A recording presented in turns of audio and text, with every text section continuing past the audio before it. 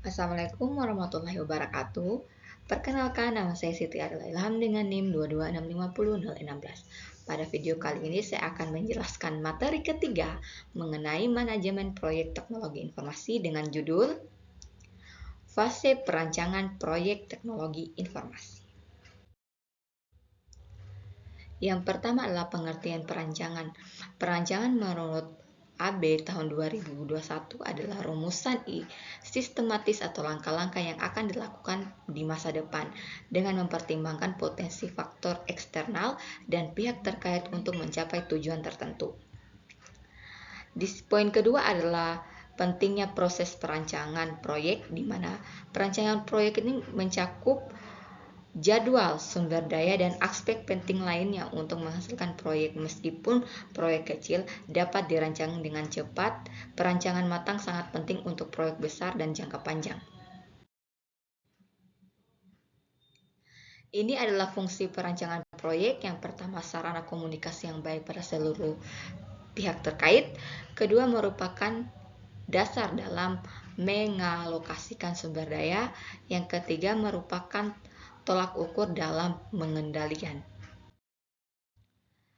Di sini adalah tahap-tahapan perancangan proyek, ada 6. Yang pertama adalah tahap tujuan, di mana menentukan pelaksana proyek yang diinginkan serta waktu, biaya, dan informasi yang ditargetkan.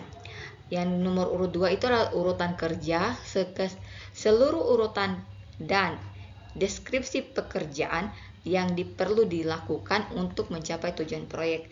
Yang ketiga adalah perancangan organisasi proyek, di mana menentukan departemen, subtraktor, dan manajemen proyek. Yang keempat, jadwal kegiatan, waktu pelaksanaan setiap aktivitas, batas penyelesaian, dan miletone. Yang kelima adalah rancangan anggaran dan sumber daya, di mana jumlah anggaran dan sumber daya yang akan dibutuhkan. Yang terakhir adalah ramalan informasi, penyelesaian proyek, informasi yang diharapkan dalam penyelesaian proyek. Di sini adalah fase perancangan proyek teknologi informasi, ada 3, yaitu perancangan proyek, persiapan proyek, mendetifikasi rincian proyek.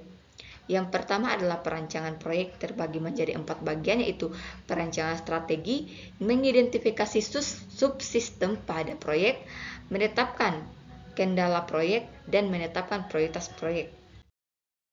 Kita bahas satu-satu. Yang pertama adalah perancangan strategi, di mana perancangan meningkatkan aktivitas dan menentukan sasaran, contohnya perbaikan kelemahan problem yang ditemukan dalam fase divisi. Yang kedua adalah mengidentifikasi subproyek untuk mengetahui dan menentukan lingkup pada proyek yang akan dilaksanakan berdasarkan hasil dari fase divisi. Yang ketiga di sini adalah penetapan kendala proyek, di mana memperkirakan apa-apa saja kendalanya, semisalnya batas dana, batas waktu, umur perekonomis proyek yang dibangun, struktur organisasi, peraturan-peraturan perusahaan. Yang keempat adalah penetapan prioritas proyek, di mana kinerja rasional seperti meningkatkan keuntungan, hemat biaya, peningkatan kelangsungan hidup sistem, kaitan hubungan dengan subsistem lainnya, kebutuhan mendesak. Di sini adalah menetapkan proses proyek, di mana terdapat kriteria tidak rasional, terdapat dibagi 2, yaitu manajemen tidak berminat dan menonjolkan pemakaian. Di sini adalah mempersiapkan proyek, di mana tujuannya di sini adalah konsultan, personel perusahaan mandiri, gabungan konsultan dengan personel perusahaan mandiri.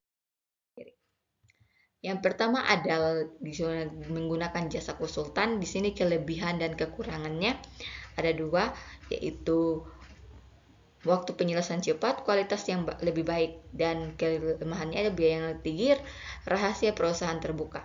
Di sini menggunakan resource internal, terdapat juga ada kelebihan dan kekurangannya.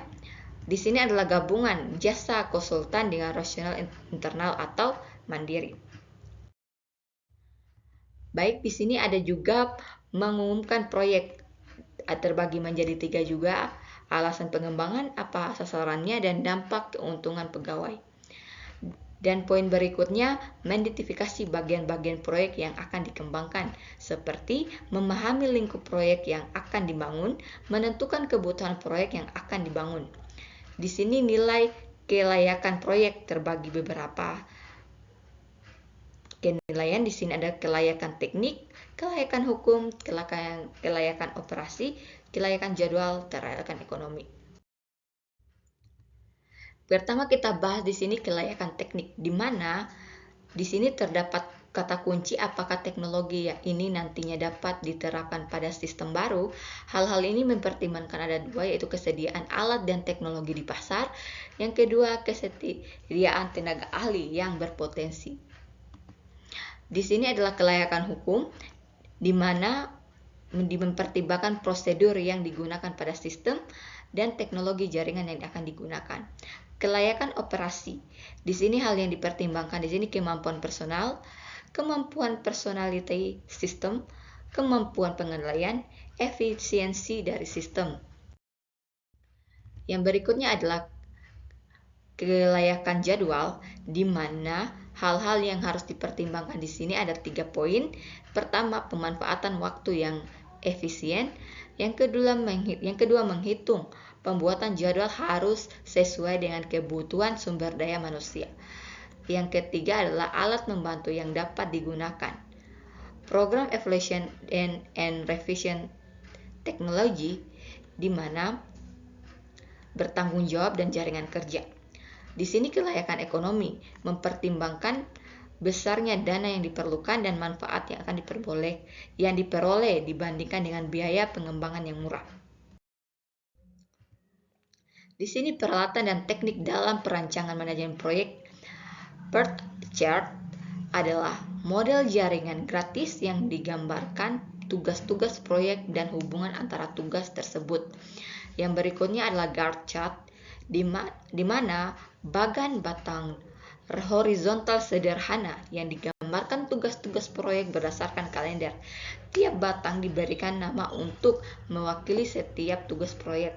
Tugas tersebut didaftar secara vertikal dan kolom kiri pusat horizontal adalah garis waktu kalender. Heart chart. Nah, seperti ini bagangnya model PERT chart, dan seperti ini model Gantt chart.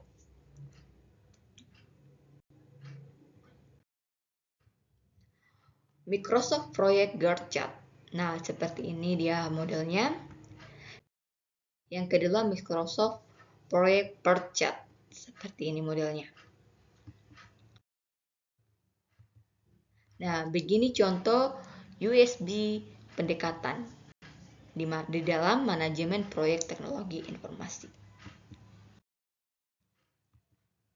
Mungkin itu saja penjelasan dari saya. Lebih dan kurangnya mohon dimaafkan. Saya akhiri. Wabillahi taufiq wal hidayah. Wassalamualaikum warahmatullahi wabarakatuh.